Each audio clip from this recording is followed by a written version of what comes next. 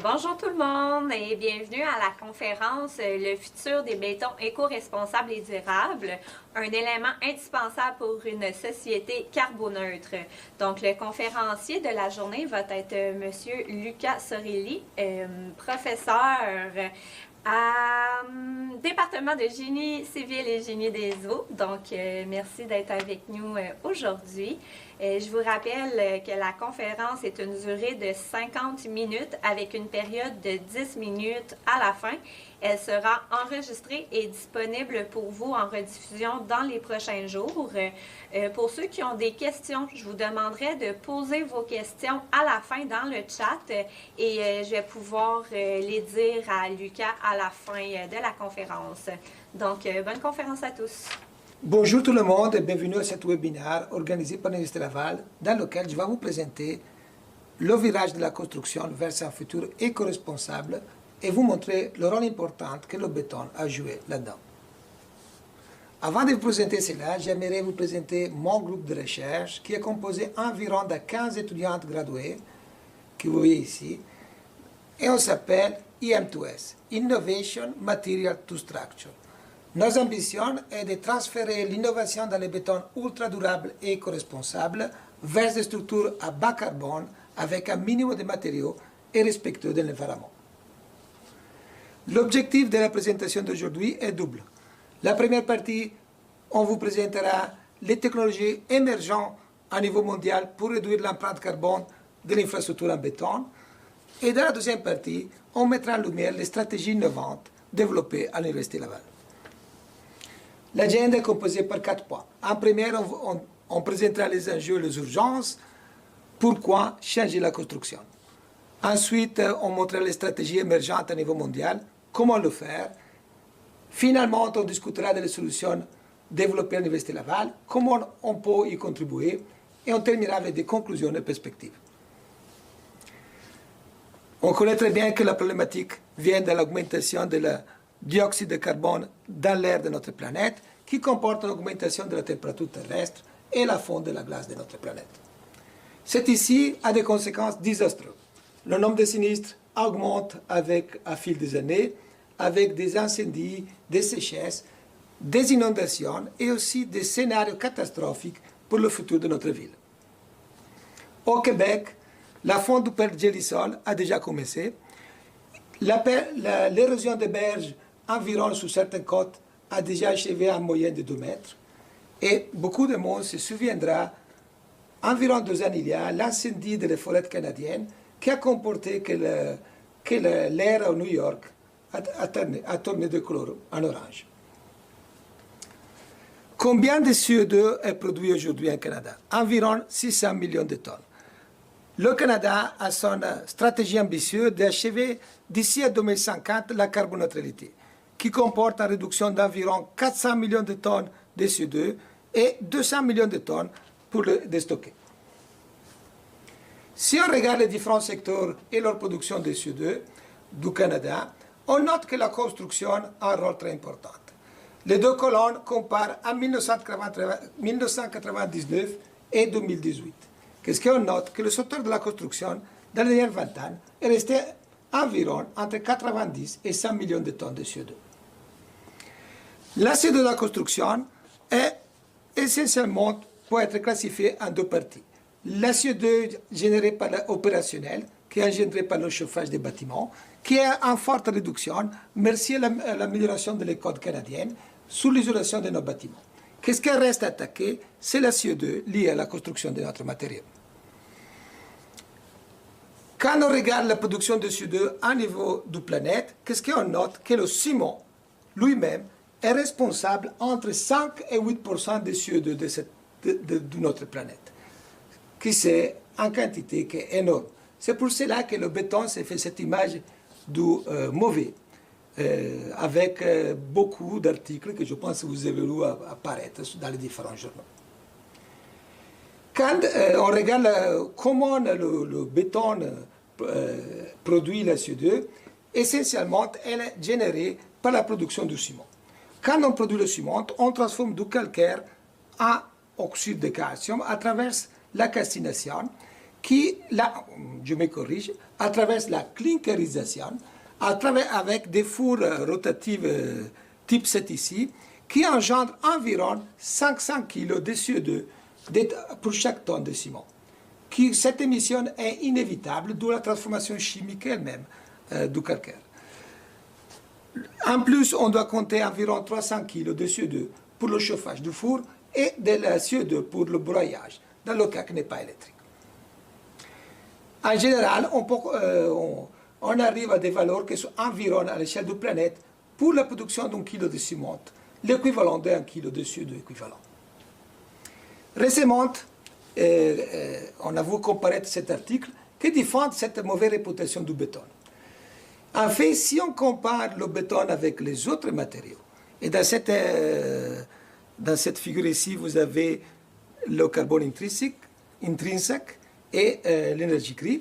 Ici, on a le béton et le ciment. Et si on le compare avec les autres matériaux, avec les aciers et le bois, on note que le béton n'est pas aussi mauvais que les autres matériaux, bien au contraire. Vous pourrez dire que cette comparaison est biaisée par le fait qu'on considère la densité, mais si on multiplie aussi pour la densité de ces matériaux, le béton reste quand même un béton assez éco-responsable. Donc c'est où le problème de la construction de béton? Le problème vient de la quantité de béton qu'on produit chaque année.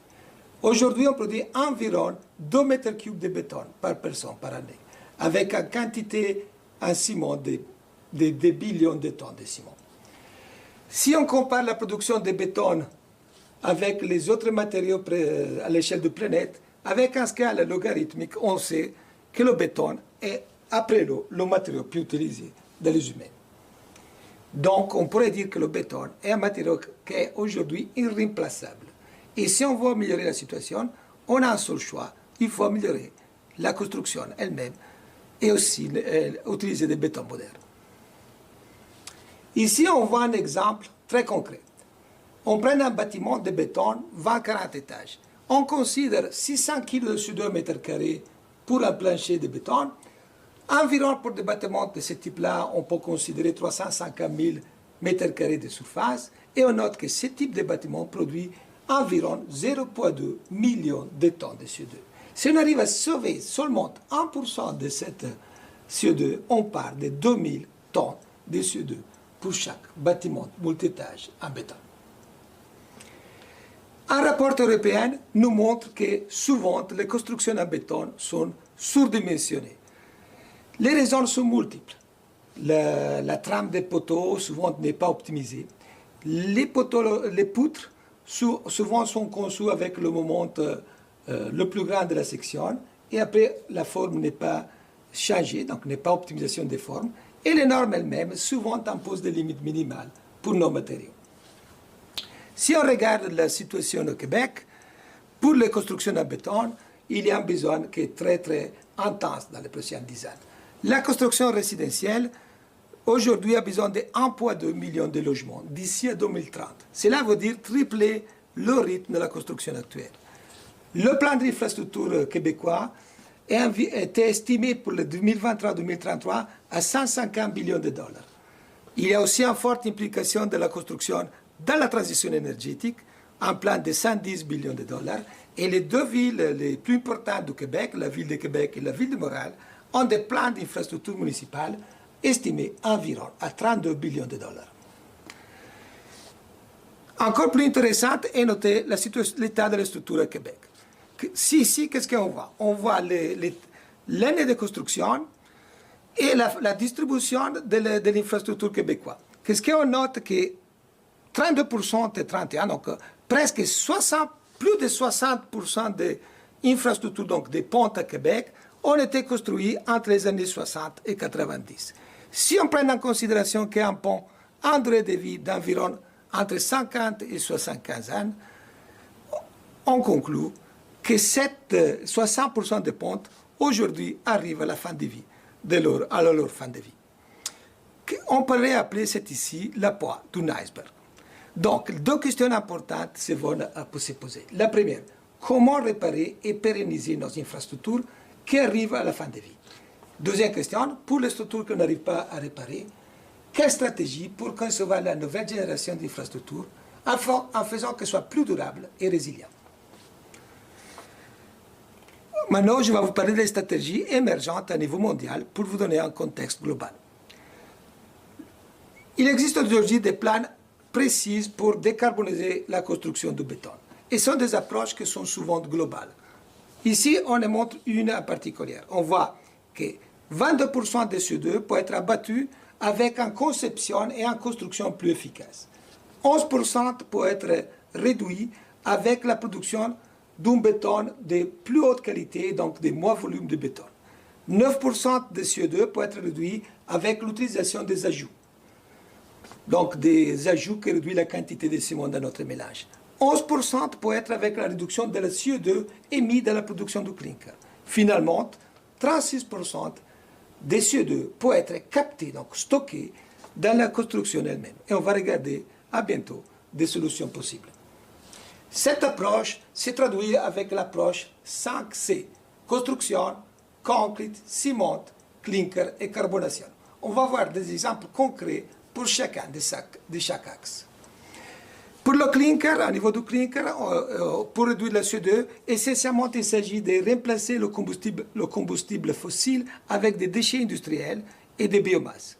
Autre approche aussi d'utiliser de nouveaux clinkers avec des liants nouveaux, par exemple la bauxite, qui permet de réduire la température de clinkerisation de 1450 à 1250. L'utilisation des ajouts de ciment tels que le laitier, la fine de silice, la métalcoline et l'argile calcinée, qui sont leurs-mêmes des sous-produits de l'industrie, de l'acier ou des autres industries, permettent de réduire le ciment. L'objectif d'ici à 2050 est de faire une substitution du ciment d'environ 30% pour les ajouts. Une des problématiques importantes avec l'utilisation des ajouts, que pas quand on regarde la quantité de béton qu'on doit construire au niveau mondial, et que la disponibilité des ajouts est à la fois limitée. Donc les ajouts qui sont les plus disponibles pour cette approche à l'échelle de l'industrie du béton, qui sont intéressants, sont le calcaire et l'argile calcinée. Des nouveaux ciments composés, donc des ciments qui, à l'intérieur de la sac, pré-mélangés, les ajouts sont déjà introduits, sont en développement. En France, on voit ici la liste des ciments qui introduit le calcaire, les cendres volantes et les laitiers. Deux autres exemples, ternaire avec le calcaire et la métalcoline. Un ciment ternaire intéressant qui est composé par le clinker, le filet calcaire et l'argile calcinée. Il s'appelle l'SC3, qui permet lui-même de réduire 30% le CO2. En Nord-Amérique, l'STMC 595 commence à normaliser ce type de béton. De ciment, désolé. Quand on regarde la production de ciment avec les ajouts, donc des ciments composés, qu'est-ce qu'on note en Nord-Amérique? Qu'est-ce qu'on note qu'à partir de 2020 jusqu'à 2025, leur production est augmentée jusqu'à 40% de les ciments utilisés. Cela veut dire que le virage de la construction est à ce moment en réalité. Un exemple concret au Québec, c'est le bâtiment Aleco, construit entre 2022 et 2024, dans lequel Pomerleau a réussi à réduire environ 7% de la CO2 de le bâtiment, avec l'utilisation des ciments avec les ajouts. Donc, si on regarde la production de CO2 de ces bâtiments, l'entrepreneur a réussi à réduire d'environ 6,6 kilotonnes de CO2 à 5,8 en utilisant des ciments avec des ajouts. Autre chose qu'on peut noter est que la quantité principale d'ajouts, plus de 70%, est représentée et inclue dans les planchers des bâtiments. Concrète. Le niveau de béton, si on augmente la compression, ici on passe de 30 mégapascales jusqu'à 80 mégapascales, on peut réduire le volume de notre construction. Parce que, par exemple, si on fait un poteau en béton armé avec un béton de compression plus élevé, la section sera plus petite. Donc ça, il peut augmenter la résistance pour être bénéfique à réduire le CO2 de notre élément de construction. C'est ici, il faut aussi réduire la quantité d'armature que leur-même on a une importante contribution de la CO2. Donc c'est vraiment important à niveau du béton de réduire le volume de béton de notre construction. C'est pour cela qu'en France aujourd'hui, de nouveaux indicateurs sont utilisés. Cet indicateur, c'est quoi? C'est la quantité de CO2 de notre béton divisé la résistance en compression. Cela veut dire que prendre en compte le fait que si la résistance à compression est plus élevée et si on est capable d'utiliser cette résistance à compression dans notre conception, évidemment, on devrait réduire la quantité et le volume de béton. Pour un béton normal, qui est environ à 300 kg de ciment, on a dit 1 kg de ciment équivalent à 1 kg de CO2. On pourrait calculer 300 kg de CO2, diviser la compression du béton normal 30 mégapascales. Donc, en béton normal, cet indicateur, on parle de 10 kg de CO2 équivalent mégapascal. On va retenir cette valeur pour regarder ensuite le développement du béton moderne. À niveau de la construction, donc à niveau de le plancher du bâtiment, les indicateurs que la France commence à utiliser, c'est évidemment un mètre carré du bâtiment. Un exemple très concret, la France, d'ici à 2024 jusqu'à 2031, l'objectif est de passer de 600 kg de CO2 à mètre carré jusqu'à 400 kg de CO2 à mètre carré. Donc on va retenir aussi, à niveau de la construction, cet chiffre, 415 kg CO2 à mètre carré.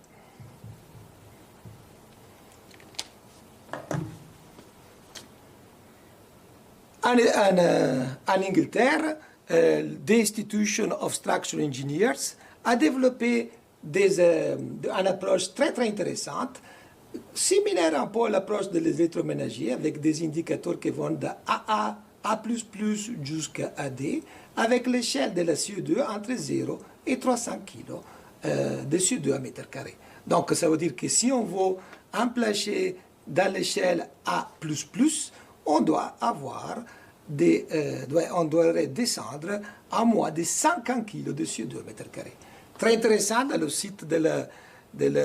site, on a aussi des outils, des fichiers Excel pour le calcul. Aujourd'hui, un ingénieur peut faire le calcul de la CO2, des planchers des bâtiments assez facilement. Dernier axe, la carbonatation. Comment recarbonater? Il y a aujourd'hui plusieurs projets au Canada, en nord d'Europe, qui sont en train de stocker la CO2 générée par les humains. Si on regarde ces projets, qu'est-ce qu'on note est le coût. Aujourd'hui, on estime environ $1 milliard pour stocker 2 millions de tonnes de CO2, ce qui rend l'approche très difficile à réaliser. Une solution possible serait de stocker directement, pour la construction en béton, de stocker directement la CO2 produite à la cimenterie sous des matériaux capables de la stocker. Donc aujourd'hui, ils sont en développement de projets d'oxycombustion qui permettent de capter la CO2 en faisant efficace à la cimenterie. Et la question est maintenant où fixer cette CO2. Un projet européen, FASCARB, dirigé par Jean-Michel Torrenti, a travaillé sur cette question depuis plusieurs années. Leur solution, c'est l'utilisation de granulats de béton recyclés, donc qui sont issus de le recyclage de la fin de vie des bâtiments en béton armé, et carbonater cette granulat avec la CO2 de la cimenterie. Ils sont arrivés jusqu'à des projets pilotes dans le nord de la France qui ont démontré que la technologie est faisable et qu'on peut stocker jusqu'à 40 kg de CO2 pour chaque tonne de granulat de béton recyclé. Ça veut dire que le sable généré, donc le granulat de béton recyclé, une fois carbonaté, a alors un poids carbonégatif pour notre construction. Plusieurs stratégies et technologies sont aussi en développement dans lesquelles on n'a pas suffisamment de temps de présenter aujourd'hui, mais qui aussi pourraient contribuer à ce virage de la construction éco-responsable. Maintenant, on va se concentrer sur l'innovation en développement de l'Université Laval. Essentiellement, il y a 6 axes que j'aimerais vous présenter. Le premier, le béton écologique, économique et ultra durable, développé à l'Université Laval. En deuxième, on va regarder les dernières recherches sur les granulats de béton recyclés. Finalement, on va regarder à niveau de la structure comment développer des structures éco-efficientes. Et pour des structures composites, avec le bois et le Cobefoup, on va regarder les planchers composites développés par l'Université Laval et les pontes composites des concepts innovants en développement à l'Université Laval. On terminera aussi en vous montrant un système de renforcement innovant avec encore les Cobefoup développés à l'Université Laval. Donc, on commence à vous présenter les bétons économiques, écologiques et ultra durables développés à l'Université Laval. Pour comprendre notre développement, il faut regarder cette relation entre la résistance à compression d'un béton en fonction du rapport Eau-liant. Les bétons normaux ont un rapport Eau-liant qui est environ 0,5-0,6 avec une compression environ de 20-30 mégapascales. Si on réduit le rapport Eau-liant de 0,6 à 0,2, on peut augmenter la compression de 30 mégapascales jusqu'à 120 mégapascales. Aujourd'hui, les bétons avec une résistance à compression plus élevée de 120 mégapascales, on les appelle les bétons fibrés ultra performants, les BFUP. Ces bétons sont fort intéressants pour le Québec, pour différentes raisons. Entre autres, leur durabilité accrue qui permet de rendre notre infrastructure plus durable et de réduire les coûts d'entretien. Si on veut comprendre la durabilité de ces bétons, il faut regarder leur état de fissuration. Si on prend ici un poutre, un BFUP, et on la charge avec charge flèche, et une fois qu'on la charge en condition de service, qu'est-ce qu'on note est que la fissuration de cette poutre est composée par des fissures multiples qui sont avec une ouverture très fine. Une ouverture qui est plus petite de 0,1 mm. 0,1 mm, selon les codes américains et canadiens, c'est une ouverture de fissure qui permet l'imperméabilité, qui garantit l'imperméabilité de ces matériaux. On a voulu tester les propriétés de durabilité de ces BFUP vis-à-vis à la perméabilité du chlore, bien en sachant que la diffusion du chlore et la corrosion d'armature est une des problématiques les plus importantes pour les pontes. Ici, vous voyez un poutre en BFUP qui était préfissuré en état de service et ensuite disposé dans ce système qui permet le passage, la diffusion du chlore. Les résultats obtenus à l'Université Laval montrent clairement qu'en service avec des fissures plus petites de 0,1 mm, la diffusion de chlore est très limitée, en dehors des grandeurs plus petites d'un béton normal. Cela veut dire qu'un enrobage de 20 mm de ces matériaux pourrait garantir une durabilité, une durée de vie de 20-50 années pour une structure en béton armé. Pour comprendre les BFUP, il faudrait comparer la microstructure de ces matériaux avec le béton normal. Ici, on voit le béton normal qui est composé environ de 70-90 en volume de granulats naturels avec la pâte de ciment. Et en haut, on a la microstructure d'un BFUP qui est composée de fibres métalliques, la partie gris clair, des sables très fins, plus petits de 2 mm, et le gris plus foncé, la pâte de ciment. Ces BFUP sont aujourd'hui classifiés dans la norme canadienne et aujourd'hui la norme canadienne définie avec une résistance en compression plus haute de 120 mégapascales. La norme canadienne aujourd'hui, la A23AN annexe AN vous permet de les caractériser et la norme S6 annexe 8 vous permet de concevoir les structures en BFUP et surtout les pontes. Donc, comment développer des BFUP écologiques? L'idée est très simple. Si on considère un BFUP traditionnel, dans lequel le rapport Eau-liant est environ 0,2-0,3, il faut considérer que 50% du ciment ne réagirait pas.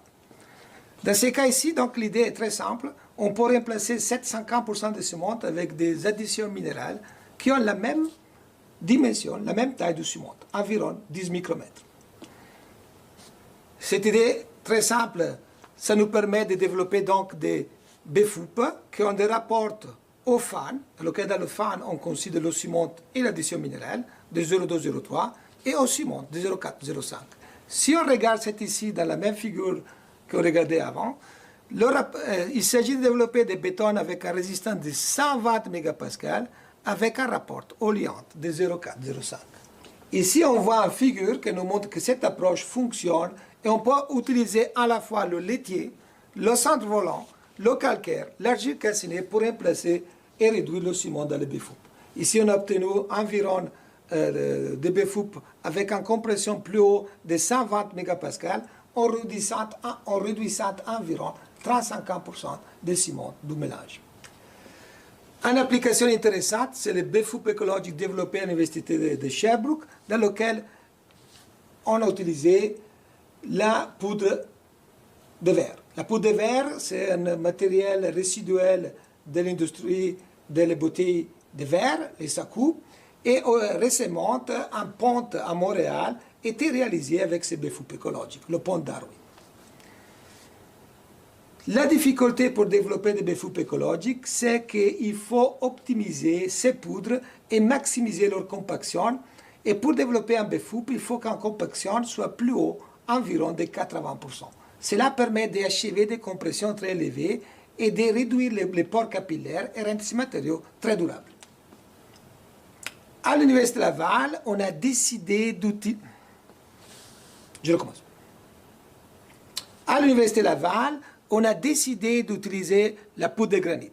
Ceci, c'est un déchet de l'industrie de la pierre qui est en présence très forte au Québec, qui produit des milliards de tonnes de ce déchet et qui a, une fois qu'il est séché, à la même taille environ du ciment, donc c'est prêt pour très bien pour développer des bétons écologiques, des BFOUP écologiques. On a développé des BFOUP écologiques avec une réduction de coûts significative et aussi une réduction de carbone intrinsèque important. Environ jusqu'à 3 kg de CO2 à mégapascal. Donc, si on se souvient, on avait dit 10 pour le béton normal, et donc on va souvenir 3 kg de CO2 mégapascal pour les éco-BFOUP.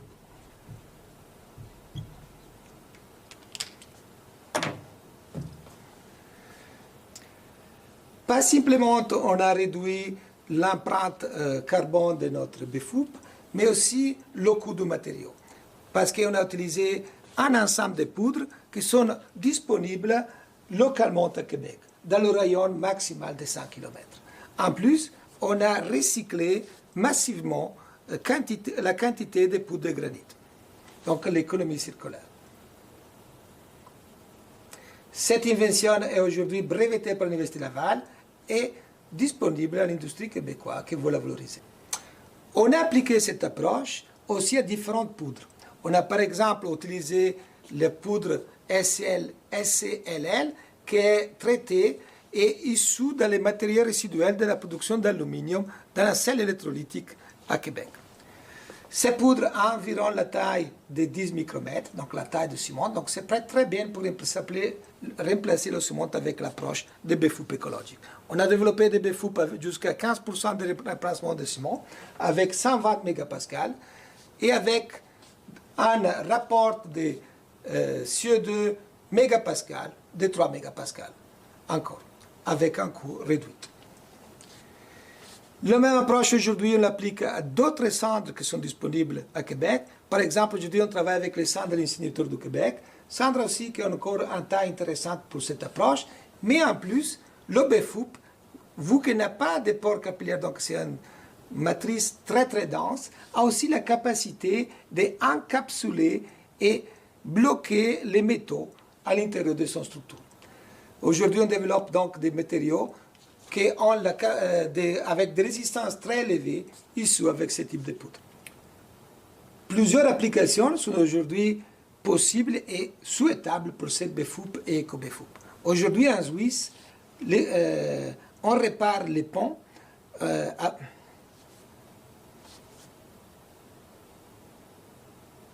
Plusieurs applications sont aujourd'hui possibles pour le BFOUP et l'éco-BFOUP. Une application fort intéressante qui aujourd'hui est très utilisée en Suisse, c'est l'utilisation de la couche de BFOUP pour protéger les ponts en béton normal. Qu'est-ce qu'on fait? C'est on hydrodémolit la surface supérieure de notre pente détériorée jusqu'au niveau de la barre d'armature. On ajoute 50 mm de BFOUP armé qui donne à la fois l'imperméabilité pour garantir la protection de notre structure en béton armé et à la fois augmenter le mouvement résistant. On pourrait aller plus loin. On pourrait aussi imaginer des moules préfabriqués à perdre en BFOUP pour des poteaux ou pour des autres éléments de notre infrastructure, dans lequel le béton normal est coulé à l'intérieur et le BFOUP resterait à l'extérieur comme élément de protection imperméable pour réduire les coûts d'entretien et augmenter la durabilité de notre structure. Effectivement, on a beaucoup à gagner avec ce type d'approche.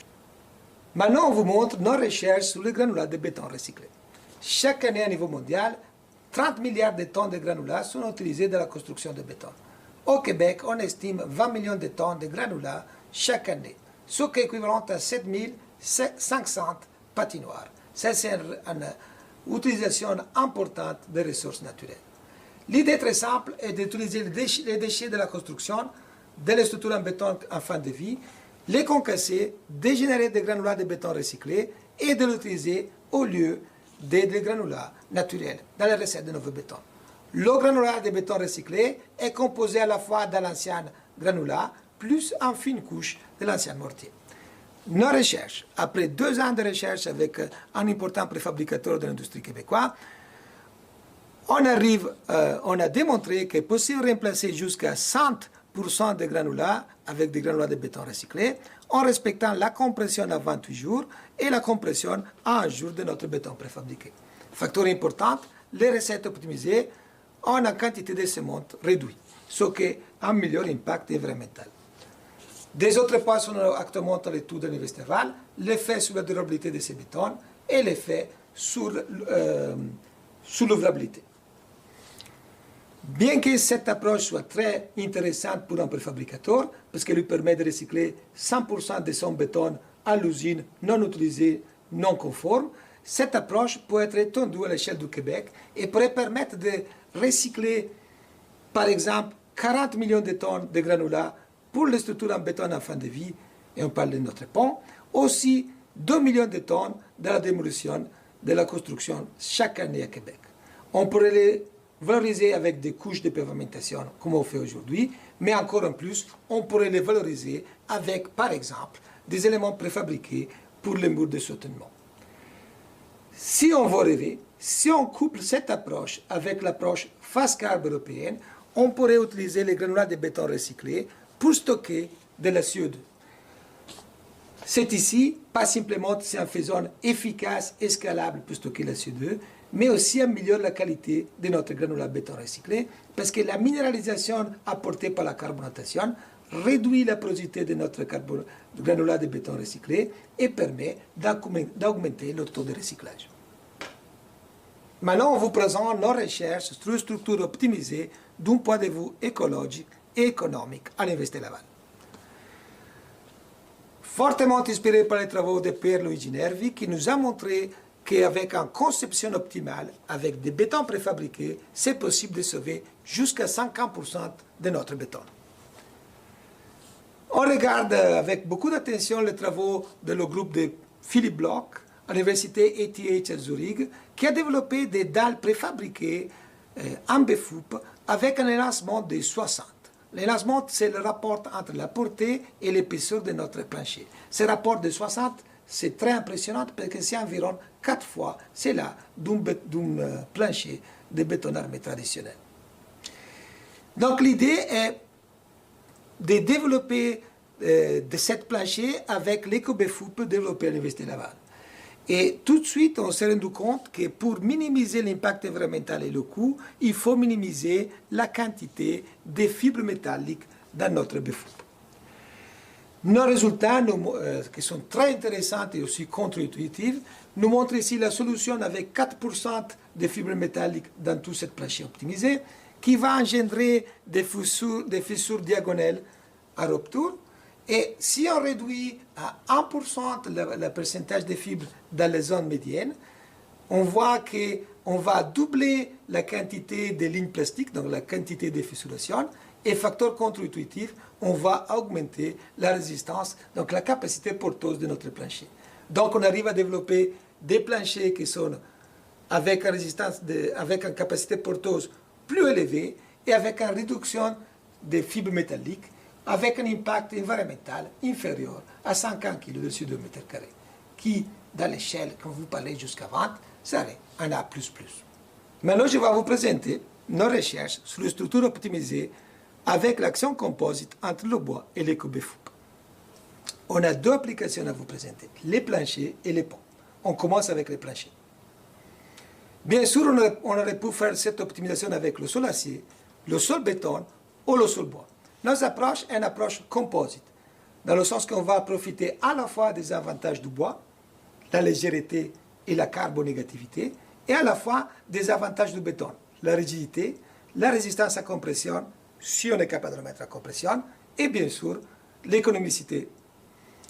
Si on regarde ces structures d'un point de vue axe Y de carbone intrinsèque et axe X, la durée de vie, le cycle de vie de ces structures, on voit ici les structures en bois qui sont carbonégatives. Bien sûr, le bois est une façon très efficace pour stocker le CO2 dans nos structures. Les structures en béton qui ont une empreinte carbone plus élevée. Les structures bois-béton sont un bon compromis pour concevoir des structures carboneutres. Mais l'avantage est que ces structures sont aussi économiques avec une quantité de matériaux minimisée. Comment faire ceci? Cela est possible avec l'optimisation de l'action composite. En fait, une fois qu'on utilise des connecteurs, on va engendrer une force à l'interface entre ces deux matériaux et on va mettre la dalle de béton en compression. Et on sait très bien que le béton aime la compression. Donc, une force de traction va équilibrer cette force et ces deux forces vont engendrer un moment qu'on appelle le moment composite.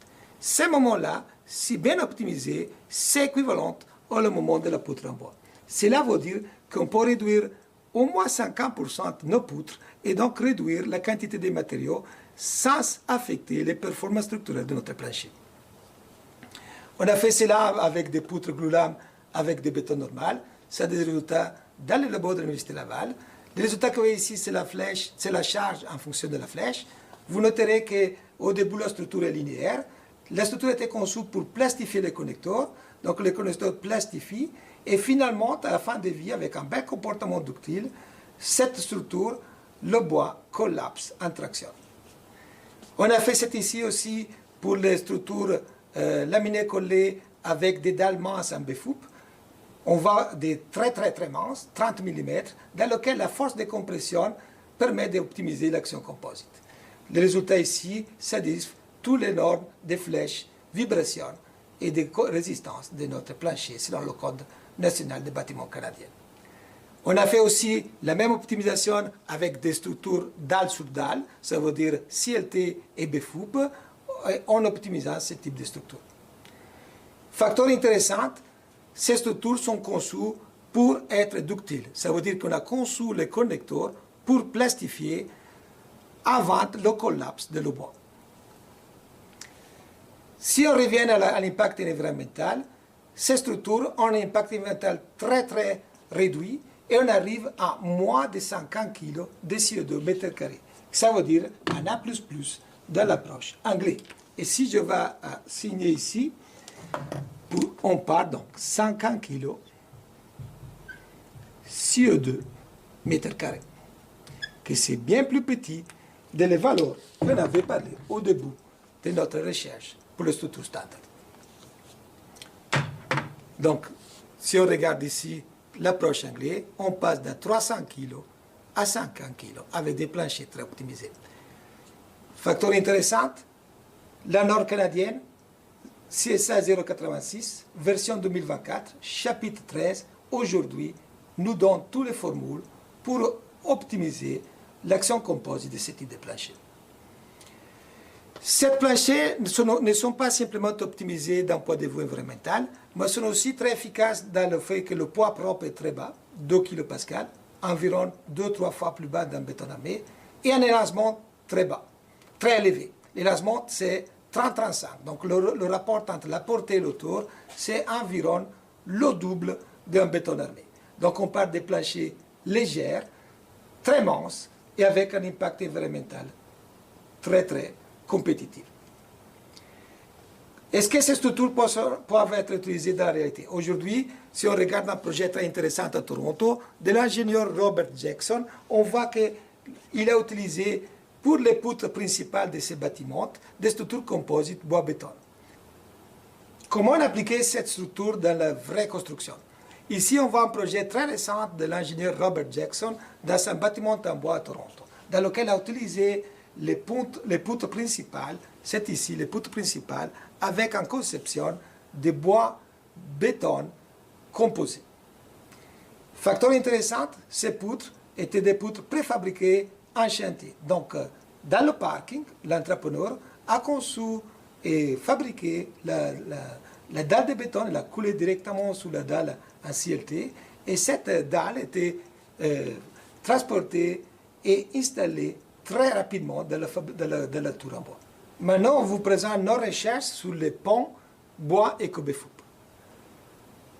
Si on regarde les résultats de recherche biographique sur les 1460 ponts bois-béton en Nord-Amérique, on note que toutes les fois que le béton a gardé sa fonction protective, donc n'a pas permis à l'eau de couler sous le bois, ces ponts sont encore en bon état, presque à 100 ans. Donc, le BFUP pourrait donner cette fonction de protection et protéger le bois et le garder sa durabilité. Un parapluie parfaitement imperméable qui pourrait donner la protection à nos structures en bois.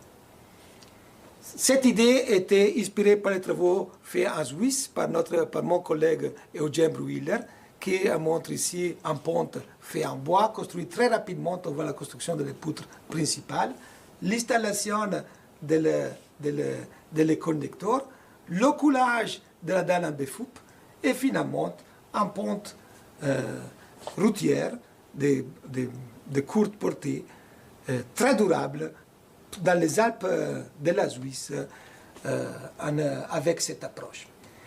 Qu'est-ce qui nous montre aussi, les mêmes chercheurs, est que ce type de solution peut réduire fortement l'impact environnemental en rapport en béton armé. À l'Université Laval, qu'est-ce qu'on a développé? On a développé un concept de pont modulaire en collaboration avec le professeur Paul Govreau de l'Université de Toronto. Donc, il s'agit d'un pont modulaire, 4 modules, dans lesquels on a des poutres en bois lamé collé et un dalle en BFUP écologique. Ces 4 poutres modulaires sont assemblées rapidement sur le site de construction et installées et bloquées latéralement, installées rapidement dans la construction du pont. Cette pente était conçue, était réalisée par le groupe IM2S. Ici, vous voyez, dans l'usine de notre préfabricateur, la fabrication de ce module du pont. Et on voit très bien l'éco-BFUP qui est très ouvrable, donc très facilement placé. Et on a réalisé ces structures avec le contrôle de qualité. Ces structures ont été transportées très facilement, vous fait qu'elles sont légères, à l'Université Laval. Et ensuite, on a fait les calculs avec les normes du pont qui ont été vérifiées avec les comportements structurels mesurés à l'Université Laval. Donc, si vous voulez, ça c'est un projet qui démontre d'A à Z l'innovation. On est parti des éco-BFUP avec une conception d'un pont ABC modulaire avec une fonction protective du bois par les éco-BFUP. Finalement, ces ponts légers analysés et vérifiés en laboratoire. Last but not last, on va vous présenter la dernière technologie développée à l'Université Laval, c'est le système de renforcement des ponts en éco-BFUP. Inspiré par les dernières technologies de réparation du pont, et on parle de quoi? On parle de l'FRP appliqué avec l'époxy au pont en béton armé, ou les BFUP avec barre d'armature. Cette technologie utilise les propriétés de l'éco-BFUP qu'on a développé, renforcées par des fabriques à l'intérieur. Ces fabriques, c'est un mèche qui a la capacité d'atteindre des forces de traction très élevées. Et l'éco-BFUP est capable de transférer ces forces au substrat de béton normal sans aucune perte d'adhérence. Cette application a été testée au niveau du coupon et au niveau des poutres renforcées et réparées de béton armé jusqu'à 5 mètres à l'Université Laval. Nos résultats nous montrent que si on compare avec les solutions commerciales, la capacité porteuse est 4 fois améliorée avec les mêmes fabriques. Et en plus, facteur plus intéressant, un service, donc ici, notre système est complètement imperméable et durable à tous les faits de durabilité. Donc un système qui est à la fois très efficace et très durable. Ce système vient d'obtenir des prix très importants, Genio 360 et le projet INNOV-CSNG, et je pense que vous allez entendre parler dans le prochain futur, et vient d'être protégé par l'Université Laval pour un brevet et donc disponible à la compagnie qui sont intéressées à développer et porter à la réalité ce système. Pour terminer, ceci montre comment ce système pourrait changer la maintenance de notre pont. On a ici la performance du pont avec un système pendant la vie de ce pont. On voit qu'à un certain moment donné, une réparation importante est due. Après réparation avec des bétons normal, on doit retourner le réparer assez fréquemment jusqu'à quand on va le démolir.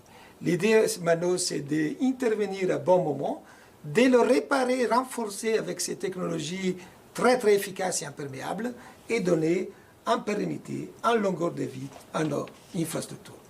Ce type d'approche est déjà en place dans certains pays. On parle par exemple de l'éviador de Chillon pour le BFOUP.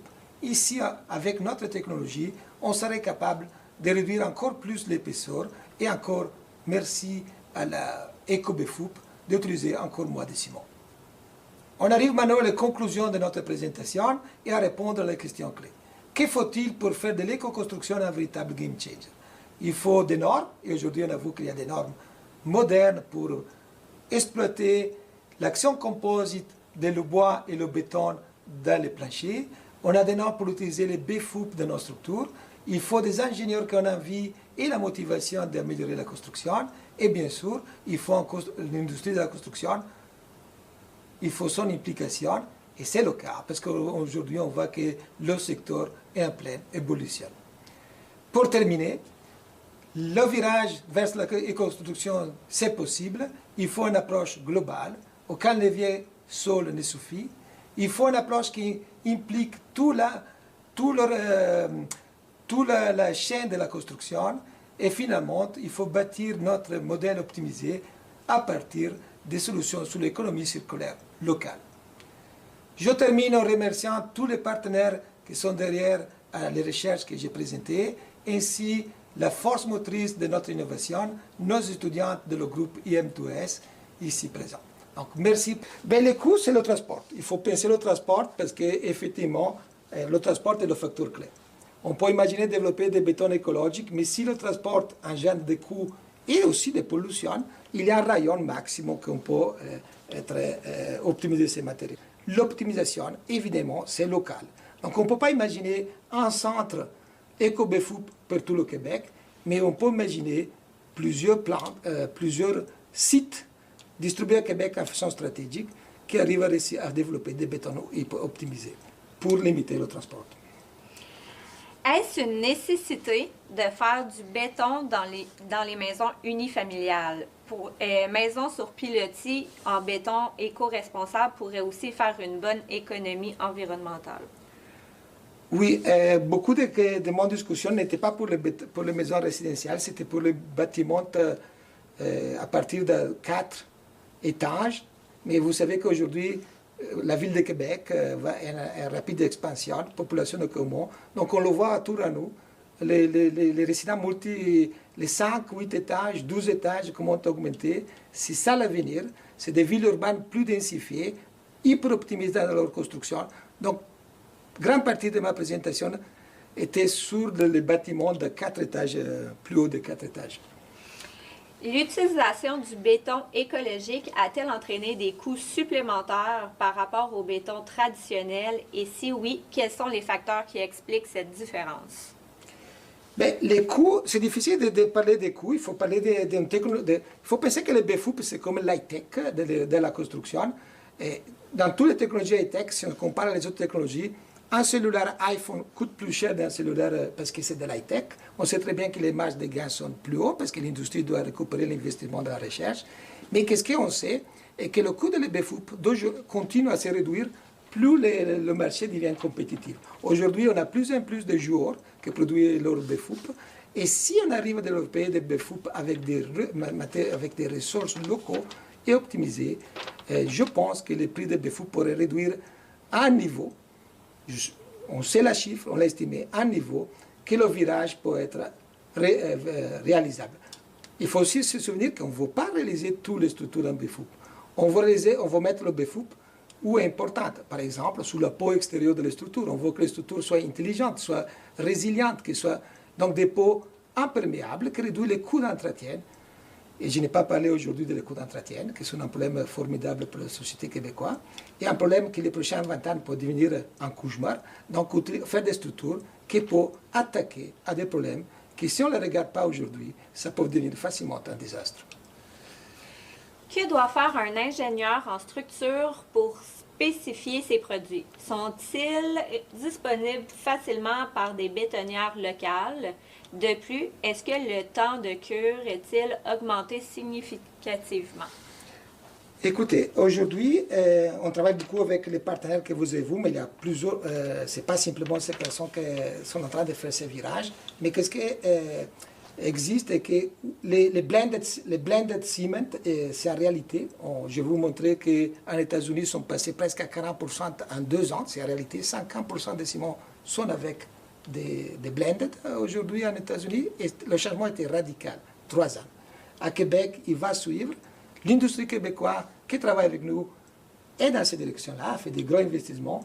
Évidemment, la réduction de l'impact environnemental est importante. Ce n'est pas un effet politique, c'est un effet que les gens tiennent. Et ces matériaux, c'est optimisé. Maintenant, est-ce qu'il va réduire le temps de prise et le va augmenter? C'est une réponse qui est très difficile à dire parce qu'elle dépend de l'application. Il y a des applications comme le préfabricateur qui veut le temps de prise ultra rapide. Il y a des applications qui c'est le contraire. En fait, qu'est-ce qu'on veut dire? Il faudrait qu'on développe pas simplement des recettes optimisées à niveau de performance, mais aussi des recettes optimisées à niveau de chaque application. Donc, si vous voulez, la vraie barre, c'est l'ingénieur. L'ingénieur doit développer des bétons ultra performants pour les différents types d'applications. Et aujourd'hui, avec la technologie des ajouts, avec la technologie de la mixture, aujourd'hui, cette technologie est disponible. C'est une question de pousser aujourd'hui l'ingénierie civile. Dernière question. Comment la conception optimisée peut-elle réduire l'utilisation des matériaux dans la fabrication du béton de 30 à 50 Quels sont les impacts et quels sont les impacts de cette réduction sur les performances et la durabilité du béton? L'optimisation est à niveau de le plancher. Il faut réduire le plancher à moins de 50 kg dessus de mètre carré. On a vu des indicateurs, on a vu que c'est faisable. Et c'est ça qu'il faut regarder. Maintenant, est-ce que le béton est réduit? Cette question est partielle et encore, il va répondre d'un point de vue final sur l'efficacité de la structure. Mais encore, évidemment, c'est lié au choix des matériaux. Et comme j'ai mentionné, évidemment, si on utilise des bétons écologiques dans cette application optimisée, le gain est encore majeur. Donc, il faut mettre tous les morceaux ensemble pour optimiser tous ces pourcentages. Super. On n'a pas d'autres questions. Merci beaucoup. C'est la fin de la conférence d'aujourd'hui. On va vous encheminer un lien menant à la rediffusion de cette conférence avec un sondage de satisfaction. Sinon, je vous ai mis le lien dans le chat où la conférence va être disponible en rediffusion et où vous pouvez voir toutes les conférences qui ont eu lieu et qui vont avoir lieu également. La prochaine est le 19 mars sur les infrastructures vertes pour gérer les eaux pluviales urbaines, des leçons apprises et les prochains défis. Elle sera offerte par les professeurs Guillaume Grégoire et Geneviève Pelletier. Donc, en terminant, cette activité est organisée par la formation continue de la Faculté des sciences et génies. Si vous avez des besoins de formation dans votre entreprise, organisation, vous pouvez nous contacter. Je vous souhaite à tous une bonne fin d'après-midi.